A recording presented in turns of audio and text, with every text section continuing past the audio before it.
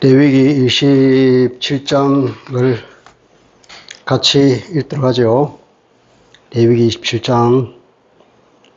레위기 27장은 부록과 같은 장인데 서원에 관한 이야기, 그리고 초태생에 관한 이야기,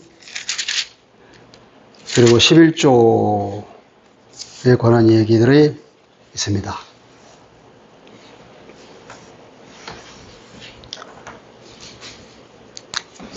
레위기는 1장부터 10장까지 11부터 16, 17부터 26, 그리고 27 이렇게 크게 세 부분으로 되어 있죠. 1번, 2파트, 3파트. 1장부터 10장까지는 무슨 얘기였죠?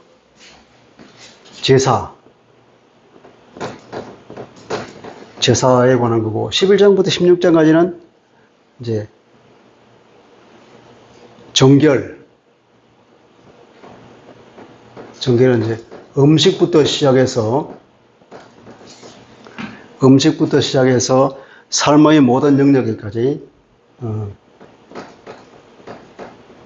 삶의 구석구석, 그런 영역에서 정결함에 관한 얘기고, 17부터 26절은 성결에 관한 얘기, 거룩한 삶.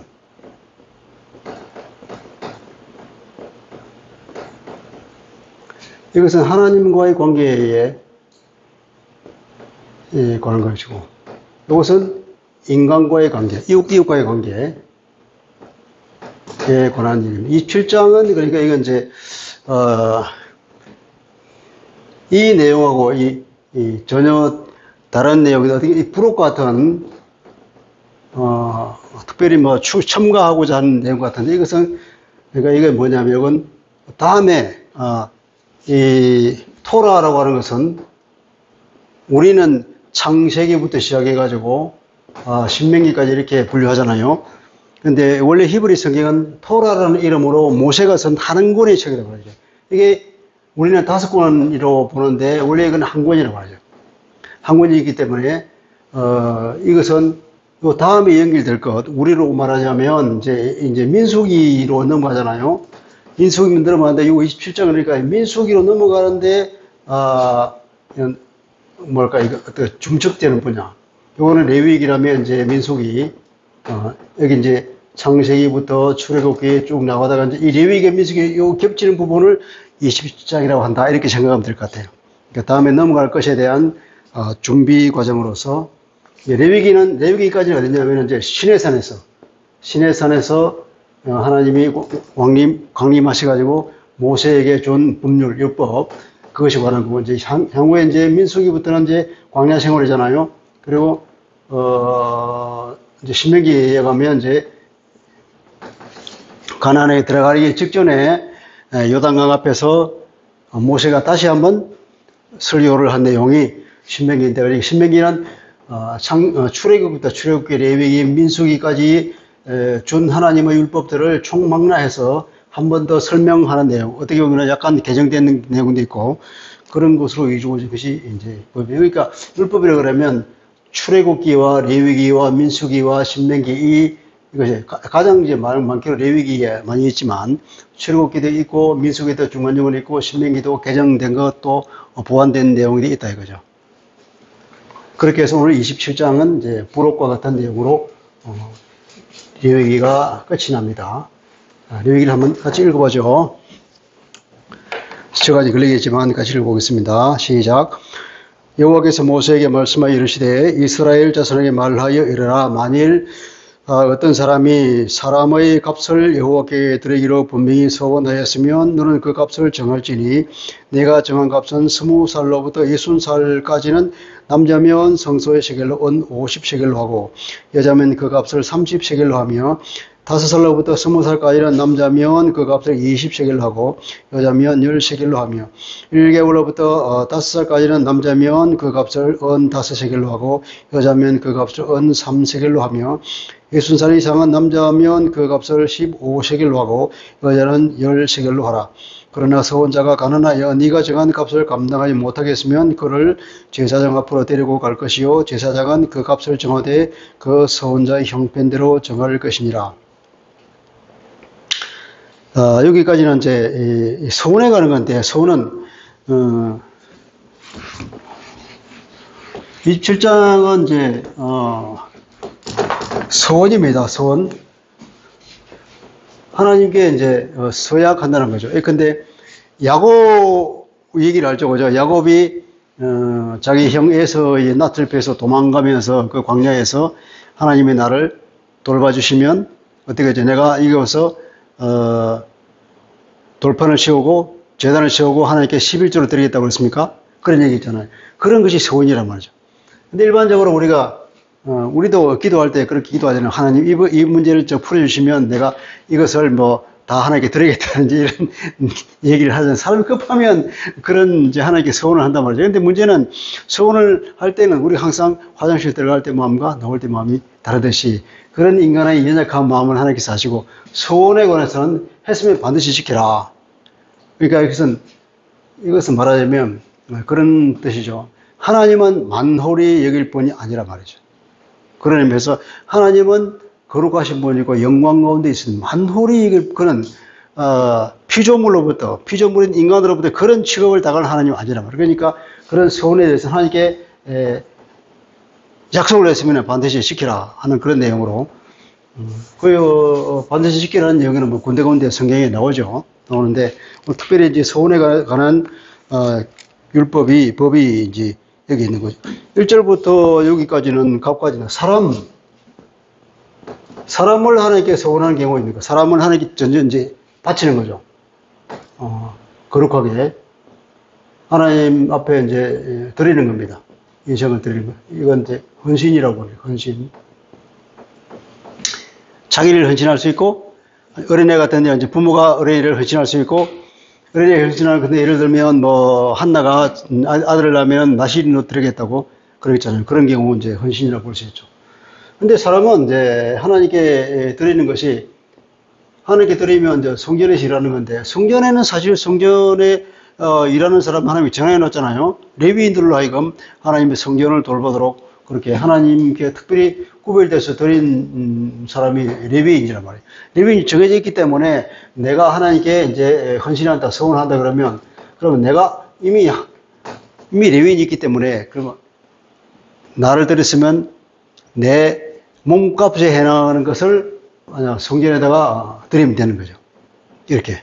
그렇게 자기를 헌신하는 것으로 이제 돈으로 쳐서 바꾸라는 거죠. 근데 이제 보면은 1개월까지 나오잖아요. 1개월에서 5살, 그 다음에 20살, 그 다음에 60살. 60세입니까? 그 다음에 몇 이상? 이 이상은 노인이고, 노인은, 이거 아마 그 값을 따졌는데, 하나님께서 정해주신 거죠. 값을 따졌는데, 이거 성소의 세겔로 해서, 기본적으로 이제, 노동력이 있는 정상적인 사람, 병력에 나갈 수 있는 20에서 60살 사이에 이 사람을 50세겔로 보는 거죠. 50세겔. 나머지는 적절히 깎아서, 이제, 여기까지는 몇 세겔이죠? 20세겔입니까? 30세겔인가? 요거는, 60 넘으면 15세겔. 요거는 20세겔. 이런 식으로. 요 밑에는 없다. 그 여자는 또 이거보다도 한 반값으로. 요거는 10세겔로고, 요거는 반이니까 25인데 반을 내면서 30, 요거는 반을 내면서 10, 그런 식으로. 아마 이거 노동력에 해당하는 돈으로 환산해서 성전에 바치는 걸로 그렇게 자기를 헌신할 수 있는 길을 터놨습니다. 자, 자기를 헌신하실 뿐, 사람을 헌신할 뿐 아니라 이제 가축을 하는 경우도 있겠죠. 9절, 사람이 서원하는 예물로 여호와께 드리는 것이 가축이면 여호와께 드릴 때는 다 거룩하니 그것을 변경하여 우열간 바꾸지 못할 것이요. 그러니까 좋은 것, 나쁜 것 이것을 바꾸지 말라는 거예요. 혹 가축으로 가축을 바꾸면 둘 다 더 거룩할 것이다. 거룩하다는 것은 받쳐졌다는 거죠. 거룩하다. 이건 이제 성별이죠. 성별인데 구별하여 성전에 들었다는 거예요. 이거는 이제 말하자면 이제 받쳐진 거예요.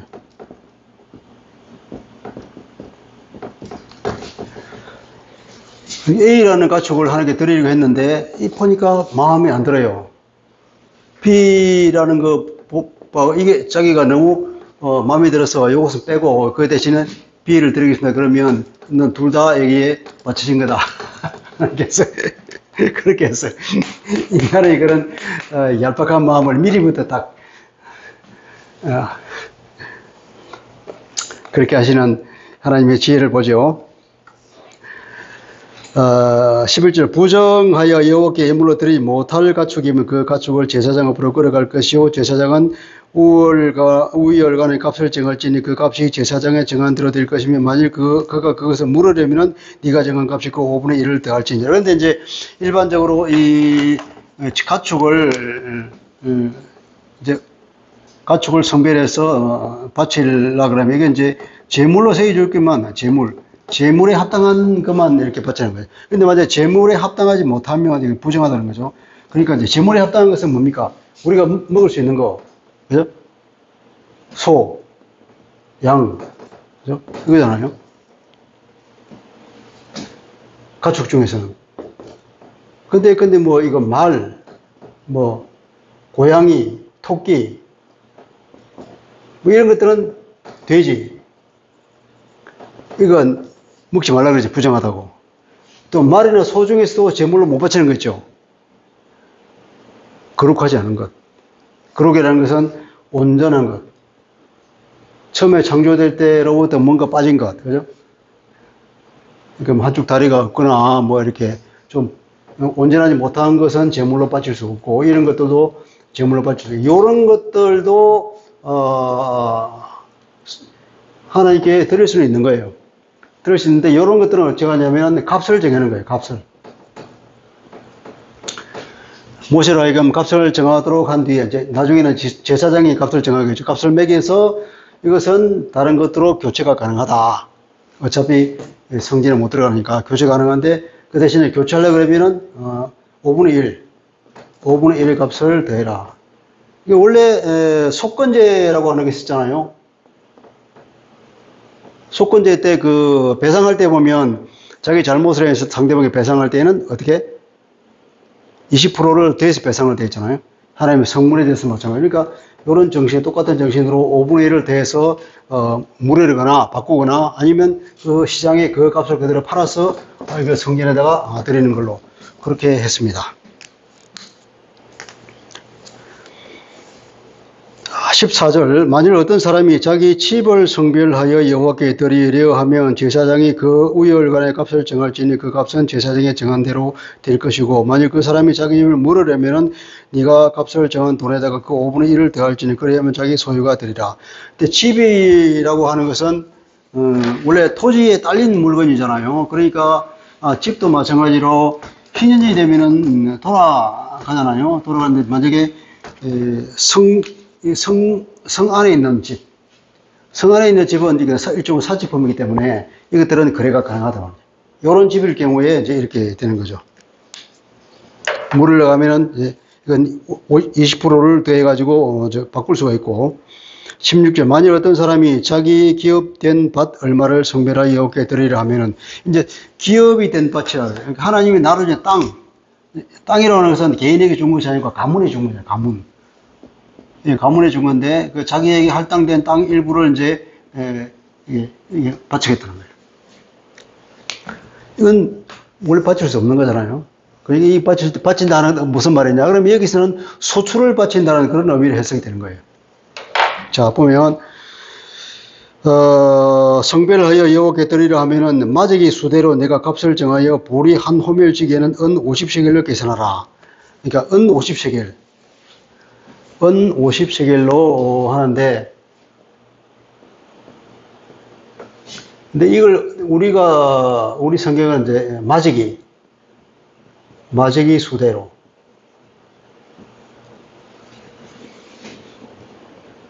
마치기라는 말을 이걸 일반 사람이 이해할지 모르겠는데, 시골에 가면 그 농토의 크기를 일정한 수로 해서 이걸 한 마지기, 두 마지기 이렇게 말을 해요. 여기서 나오는 소출의 양을 가지고 그렇게 얘기하는데, 정확하게 얼마를 얘기하는지 제가 지금 기억이 없는데, 어쨌든 시골에서 그렇게 얘기해요. 아마 농사 안 지은 사람이 이게 마지기라 그러면 도저히 알아들을 수 없는 말이에요. 우리가 농사를 완전한 농업국가인 시절에는 1950년대는 다 이해가 됐는데, 지금은 아무도 이해 못하는 말이에요.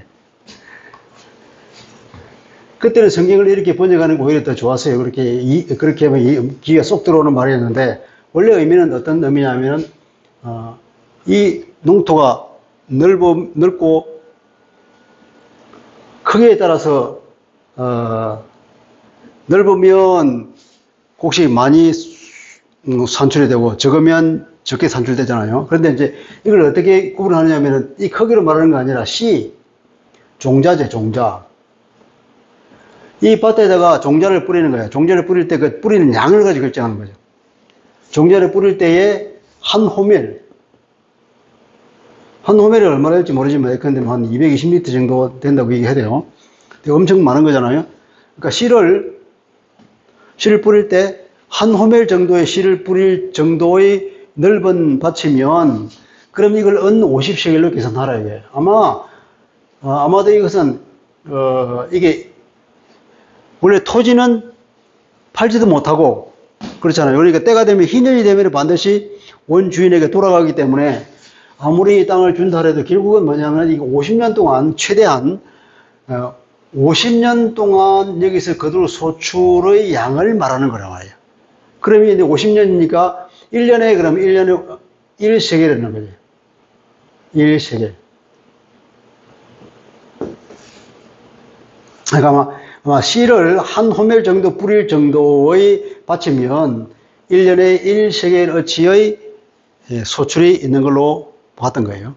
근데 이걸 이제 희년까지니까, 만약에 이번 희년에 그것을 서운했으면 다음 희년에 돌아가니까 50년 꽉 차잖아요. 그러면 50세겔을 가격을 치는 거예요. 50세겔 가격을 치고, 그러면 이제 때가 되면은 이게 은 50세겔을 성전에 주고 이 땅을 물을 수 있는 거죠. 가져갈 수 있는 거예요. 그때까지.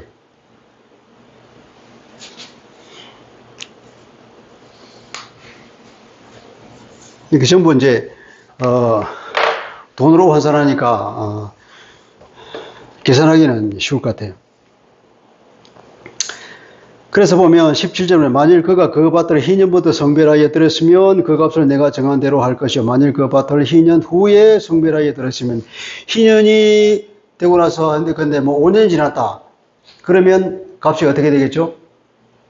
50년에 50세겔이니까 5년이 지났을 때는 45세겔이 되겠죠. 그죠? 그렇게 비례해서 다음 희년까지 남은 년수를 따라서 그 값을 계산하여 정한 값에서 그 값에 상당하게 감할 것이며, 만일 밭을 성별하여 들인 자가 그것을 물으려면은 내가 값을 정한 돈에다가 그 5분의 1을 더할지니, 그리하면 그것이 자기 소유가 될 것이요. 물으려고 하면 여기도 마찬가지로 20%를 더해서 다시 자기가 가져가서 경제할 수 있다는 거죠. 그렇지 않으면 매년 이것을 경제에서 나오는 것을 성전에 바쳐야 되겠죠.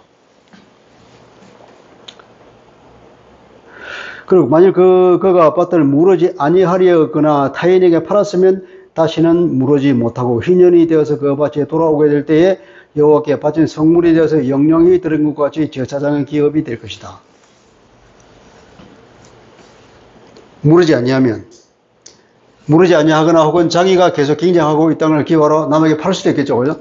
만약에 남에게 팔았으면 희년이 되면은 자기에 돌아오잖아요. 그죠? 돌아오는데 만약에 성전에 내가 바치고 나서 남에게 팔았으면 희년이 되면 나한테 돌아오는 것이 아니라 그때는 어떻게? 제사장에게 돌아가 버린다는 거죠. 자기가 빨리 그 가격을 성전에 주고 자기가 물어야 되는데 끝까지 안 물어도 마찬가지로 그러면 영령이 돌아간다는 거지, 소유가. 또 22절에 만일 사람이 샀고 자기 기업이 아닌 밭을 여호와께 성별하여 들었으면 이것은 자기가 샀고 다른 사람으로부터 사서 자기 기업이 아닌 밭을 여호와께 성별하여 드리면 그러면 어떻게 됩니까? 남의 땅이잖아요. 남의 땅인데 만약에 그 땅은 희년이 되면은 그 원주인에게 돌아가는데 그것은 앞의 규례처럼 그렇게 해당될 수가 없겠죠. 그러니까 그럴 경우에는 가격을 쳐서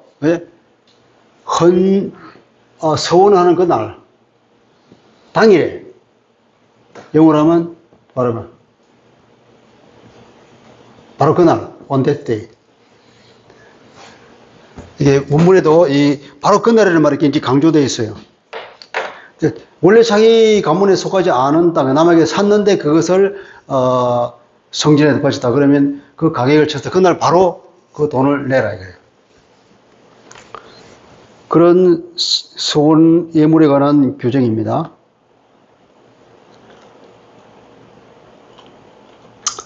그가 판 밭은 희년에 그 판 사람 곧 그 땅의 원주인 내려가 돌아간다. 또 네가 정한 모든 값은 성소의 세겔로 하되 20게라를 한 세겔로 할지니라.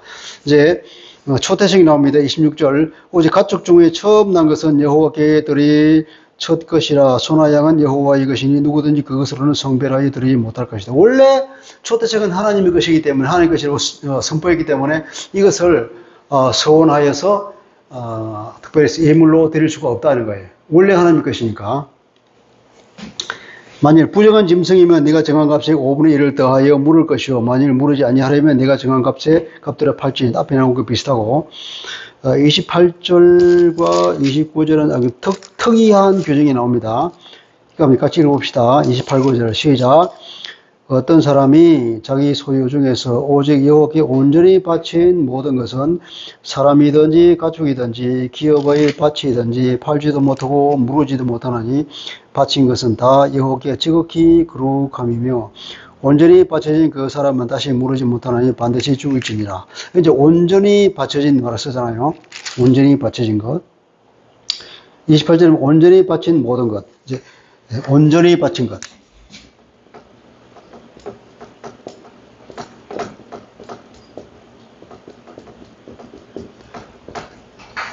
온전히 바친 것은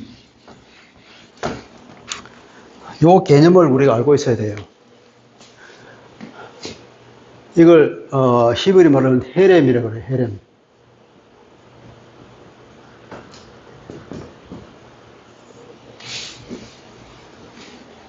헤렘을 온전히 바친 거로 이제 우리말로 번역했어요. 원래 의미는 헤렘. 그러니까 모든 헤렘은 하나님께 완전히 소속되어 있어. 절대 그것은 물을 수 있는 게 아니다.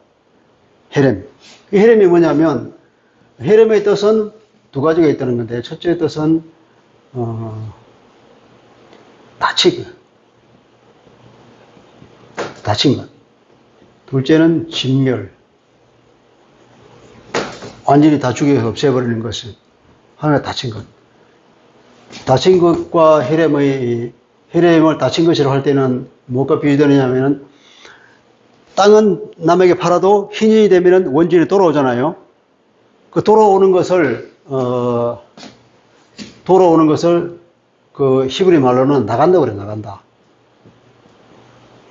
그러니까 새로운 주인에게 품에 있다가 원주인에게로 나가는 거예요, 그 땅이. 나간다는 의미에서 이제 희년에 돌아가는 게 소유권이 돌아가는데 헤렘은 다친 거래요. 다쳐서 거기 못 나가. 그래서 물을 수 없는 거예요. 하나님께 헤렘으로 드린 것들은 희년이 돼도 돌아갈 수 없는 것. 절대 물을 수 없고 완전히 하나님께 기속되어 버린 거예요. 그런 의미에서 다친 것이라는 의미고 또 진멸한다는 것은 뭐냐면 예컨대 우상 숭배라든지 하나님에 대한 어떤 그 신성 모독 같은 걸 해서 완전히 심판할 때 심판의 대상이 될 때에는 그것은 진멸해야 되는 거예요.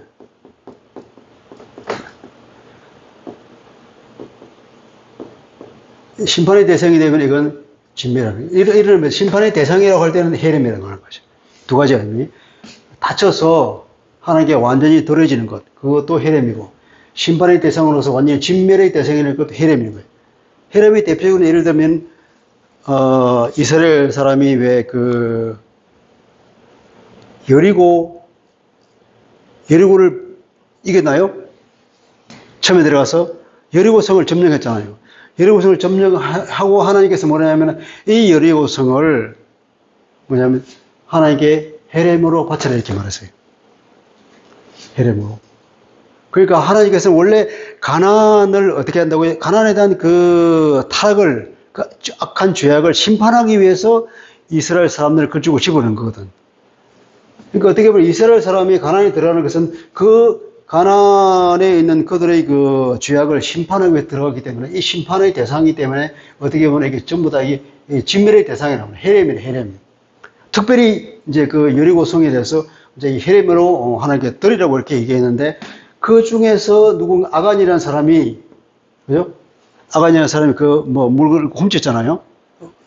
그것이 문제가 됐는데 하나님께 드리는 거예요. 다 진멸의 대상이다. 다. 그래서 그 어떤 것도 가져오지 말고 다 없애버린다. 또 사울 왕이 또 어떻게 전쟁했잖아요. 누구가 전쟁했죠? 그 전쟁에서 그것을 하나님께 헤렘으로 드리라는데 자기가 일부 좋은 것을 가져왔단 말이에요. 그렇게 해도 마찬가지로 하나님의 심판이 있는 거죠. 심판의 대상이, 이 진멸의 대상이 있는데 절대로 여기서 무르거나 개인이 가져갈 수가 없는 것. 하나님 앞에 완전히 드러내면서 이것도 마찬가지로 이게 하나님께 완전히 드리는 거죠. 진멸의 대상이 하나님께 완전히 드려서 다시 풀어 나눌 수 없는 것. 그래서 이거 구약의 중요한 개념이 헤렘이라는 개념이 있다. 헤렘. 그래서 우리가 읽을 때 보면은 왜 그것을 특별히 다 진멸하라고 그랬는가? 진멸. 이제 우리 진멸이라는 단어를 썼는데 왜 진멸이냐? 하나님 자녀라기도 하시지. 그렇게 말하는데 그건 뭐 심판이란 말이에요. 심판. 심판의 대상으로서 헤렘이라 그러면 그건 다 진멸해서 없애버림으로써 하나님의 심판을 성취하는 것입니다. 자, 그 다음에 이제 11절의 내용이 나옵니다. 30절 같이 읽어봅시다. 시작. 그리고 그 땅의 10분의 1 곧 그 땅의 곡식이나 나무의 열매는 그 10분의 1은 여호와의 것이니 여호와의 성물이라. 그러니까 땅의 10분의 1. 다시 말하면 그 땅에서는 소산의 10분의 1 말하죠. 땅의 소산뿐 아니라 가축의 10분의 1도 마찬가지로. 만일 어떤 사람이 그 11조를 무례하면은 그것이 5분의 1을 더할 것이요. 모든 소나 양의 11조는 목자의 지팡이 아래를 통과하는 것의 10번째 것마다 여호와의 성물이 되리라. 우열을 가리거나 바꾸거나 하지 말라. 바꾸면 둘 다 거룩하리라. 아까 그랬죠. 가축을 성별하여서 드리는데 바꾸면 둘 다 거룩하게 되어버린다. 그 뒤에 적용되죠. 땅의 소산. 땅의 소산도 10분의 1은 하나님의 것이다. 초태생도 사람에게 가축이 다 하나님께 속한 거고, 땅의 소산은 10분의 1 하나님의 것이고, 여기 가축도 10분의 1은 하나님의 것이다. 그런데 가축은 좋은 것만 골라서 하나님께 드리라 말을 하지 않고, 뭐냐면 이거는 랜덤하게 그렇게 바치는 거예요. 그러니까 목자가 있다. 목자의 지팡이 있잖아. 지팡이를 떼놓고 요 밑에 지나가는 거야. 이게 이제 아무 놈이 지나가잖아. 지나가는데 이게 10번째 놈만 죽어. 그것이 좋은 놈이건 나쁜 놈이건 무조건 있더라고. 또 10번째. 그러니까 이제 아주 하나님께서 은혜를 베풀어 주시는 거예요. 원래 하나님께 드릴 게 좋은 것만 드려야 되는데 이제 사람의 마음을 간악한 걸 아시고 그냥 랜덤하게 내라. 10분의 1. 그래서 초태생은, 사람도 초태생은 다 하나님의 것이기 때문에 초태생으로 대신하는 사람이 레위인이잖아요. 레위인이고 대신하는 사람입니다. 이 초태생이 하나님의 것이라는 이유는 어디서 나오는 거야? 출애굽에서 나오죠. 출애굽 때 왜 이집트 사람들이 초태생을 다 죽인 그 사건 알죠? 초태생이 다 죽였으니까. 근데 이스라엘 사람들이 초태생은 안 죽었어. 그러니까 하나님께서 말씀한 이것은 내 거다. 그렇게 또 무방하잖아요. 그런 의미예요. 이 초태생은 하나님 것이라는 것은 뭘 말하냐면은 그걸 말하는 거지. 어린 양의 피로 살아남은 그것은 다 하나님께 속한 것이다. 신약에 와서는 어떨까요? 어린 양의 피로 속함을 받은 사람들은 누구 것입니까? 하나님의 것이라. 이 땅에 있는 모든 그리스도인들은 다 하나님의 것이겠죠. 그러니까 우리는 다 하나님께 바쳐진 사람이라는 인식을 가져야 할 것이다. 이 당시에는 이것은 이제 이것들은 누구냐면 레위인들에 주는 걸, 레위인은 이제 기업이었기 때문에 11조는 다 레위인은 자기가 받은 11조를 또 받아서 제사장한테 줘서, 그러면 이 11조의 기능이 뭘까요?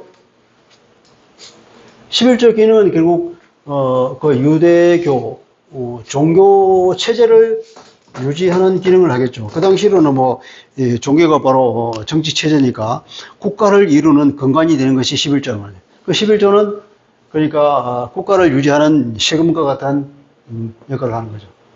지금 예컨대 종교개혁 국가답게 독일은 목사가 국가에서 봉급을 준다 그러죠. 그러니까 이 교회에서 11조를 걷어가지고 목사에게 돈을 주는 것이 아니라 독일은 아예 그걸 세금에서 국가가 준다는 거죠. 어떻게 보면은 국가 전체가 이렇게 하니까 가장 바람직하고 좋은 일이죠. 그러면 이 이제 신약 시대에 독일과 같은 국가 아니에요. 정교가 분리되는 국가에서는 어떻게 됩니까? 그러면 자체적으로 그러면 유지될 수밖에 없죠. 근데 가톨릭 같은 경우는 전 세계적으로 하나의 교회를 이루니까 문제가 없는데, 개신교는 그런 체제를 구축 안 하니까 각 교회마다 그 일종의 자주적인 체제를 구축해야 된다, 체제. 자주적인, 독립적인.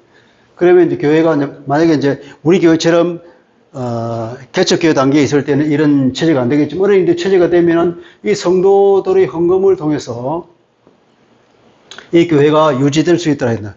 이 교회에서 풀타임으로 수고하는 목사와 전도사라든지 이런 사람에게 이 헌금이 쓰여지고, 또 교회가 지역사회에 대해서 혹은 그 교회 공동체에 대해서 구제할 때 그 구제비로 충당이 되고, 기타 여러 가지 사업을 할 때도 이 헌금을 한단 말이죠. 그러면 구약에서는 이제 11조를 내어서 이 일을 다 하는데, 이 신약에 와서는 11조 규정이 있습니까? 없습니까? 신약에 와서는 11조 규정이 없단 말이죠.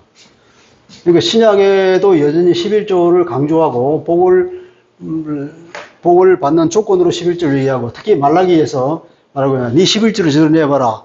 창고에 흘러 넘치도록 부어주지 않나. 이렇게 말하는 게 구약이란 말이죠. 구약인데 이 말을 신약에 가져와서 11조를 강조하는 것은, 그것은 성도들 하여금 하나님과 거래하라. 거래. 하나님께 뇌물을 주어라는 말밖에 안 들어요. 이것은 있을 수 없는 얘기죠. 그렇지만 구약에서는 11조를 가지고 그 국가를 지탱하도록 했는데, 신약에 와서는 이 헌금을 가지고 교회가 지탱돼야 되니까 자기가 알아서 보면은 내가 어느 정도 헌금을 해야 되는지 해야 우리 교회가 돌아갈 것인지 스스로 알아서 헌금을 해야지. 그런데 그 헌금은 그럼 얼마를 내야 적당할까? 그런데 구약에서는 11조를 냈어요. 11조. 10의 1이 하나님 것이니까, 선포했으니까 하나님께서. 그 신약에서는 이런 규정이 이제 적용이 안 되니까, 이제 구약의 율법은 조문을 축조적으로 적용하는 게 아니라 우리가 율법으로 해방이 됐기 때문에. 근데 그러면 지금은 뭐냐? 이것도 마찬가지로 11조 정신은 다 하나님 거란 말이야, 하나님 거. 하나님 것이 다 하나님 것인데, 내가 다 준 것이다. 네 자체도 내 것이다. 그런데 10의 9를 너희들 써라 마음대로. 그리고 10의 1은 국가가 진행되도록, 교회가 운리대로 이렇게 내라고 이렇게 했는데, 지금에 와서는 그러면 우리는 아까도 얘기했죠, 그죠? 그리스도 안에서 우리가 다 죽었단 말이에요. 그리스도 안에 우리는 모두 헬렘이에요, 헬렘. 하나님께 완전히 바쳐진 존재라고, 그리스도 안에서. 그리스도 안에서 이제 죽었어. 이 땅에서 완전히 죽고 하나님 안에서 살아있는 존재이기 때문에 우리는 100% 하나님 것이에요. 100% 하나님의 것이기 때문에 내가 가지고 있는 모든 것도 하나님의 것이고 모든 것도 어떻게 보면 이 교회 공동체에 소속된 거라고 봐야 되는 거죠. 그런 의미에서 보면 구약에는 10% 11조로 내려가자면 이 신약에 와서는 그러니까 0에서부터 100%까지 0에서부터 100%까지 내는 구조죠. 이게 얼마만큼 내냐면 자기가 은혜를 느끼는 것만큼. 신약에 와서는 구약에 있는 훨씬 더 큰 은혜를 받았잖아요. 더 많은. 우리가 아까 베드로전서에도 얘기했던 우리가 구원받으신 뭘로 구원받았냐? 은이나 금으로 구원받았냐? 아니다.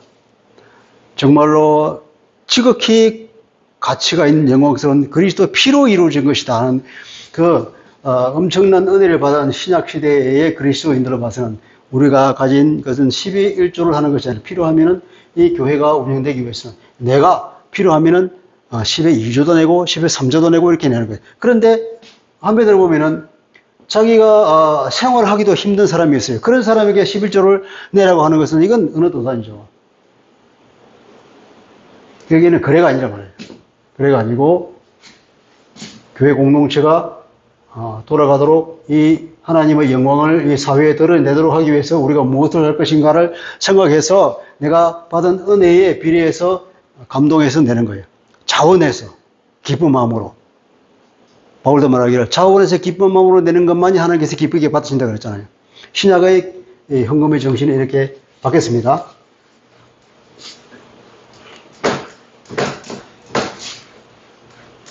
자, 이렇게 해서 이제 27장이 끝났습니다. 다시 한번 보면 1장부터 10장까지 제사, 11장부터 16장까지 깨끗한 것에 정결에 대해서 17장부터 26장까지는 성결한 삶에, 거룩한 삶에 대해서 27장은 부록으로, 그리고 보면 10장은 뭡니까? 10장은 스토리가 나오죠, 그죠? 에피소드. 16장은 대속절 일종의 에피소드에 관한 얘기고, 26장도 복과 저주에 관한 거. 한편 보면은 27장도 26장은 복과 저주, 하나님의 서원이라고 볼 수 있고, 20장은 인간의 서원이라고 볼 수 있는 거예요. 그래서 서원이라는 의미에서 보면은 26장이나 27장 묶을 수 있는 얘기죠. 이렇게 해서 레위기 전체를 우리가 다 보았습니다. 그래서 레위기 어렵게 생각되는 그 레위기가 이렇게 하나씩 본다 그러면 하나님께서 우리에게 요구하시는 것이 뭐냐? 하나님과 관계를 회복하고 이웃 간의 관계를 회복하라. 이것은 하나님과의 관계를 얘기하는 것이, 이것은 이웃과의 관계를 회복하는 것인데, 이웃과의 관계를 회복하고 이웃 간의 거룩을 이룩하는 것은 뭐냐? 거룩이라는 것은 추상적 개념이 아니라 사랑하는 것이다. 또 달리 말하면 거룩이라는 것은 하나님과 가까이 가는 것이다. 하나님과 가까이 되는 거예요. 얼마나 하나님과 나 사이가, 이 관계가 얼마나 돈독해지고 얼마나 내가 가까이 가느냐, 그것이 거룩인 것이고, 이것이 되겠으면 얼마나 내가 그 사랑을 베풀어 주냐, 이것이 거룩이란 말이죠. 그렇게 요약될 수 있는 겁니다. 레위기는 주제를 말하면 거룩입니다. 그 거룩은 이웃에게 얼마나 사랑을 베푸느냐, 하나님과 얼마나 가까워지냐, 그것이 거룩이라고 볼 수 있겠습니다. 기도하겠습니다. 하나님 아버지, 레위기를 다 공부했습니다.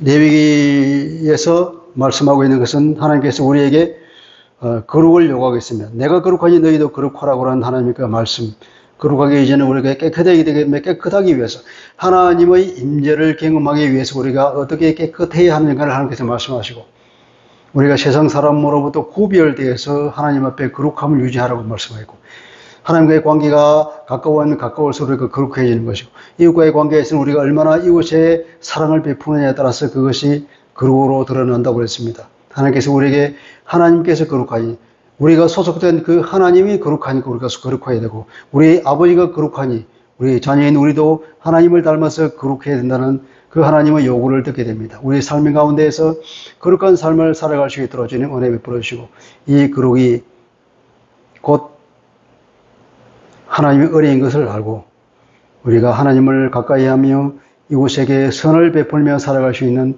하나님의 거룩한 백성들 다 되게 하여 주옵소서. 예수 그리스도 이름으로 감사하며 기도합니다. 아멘.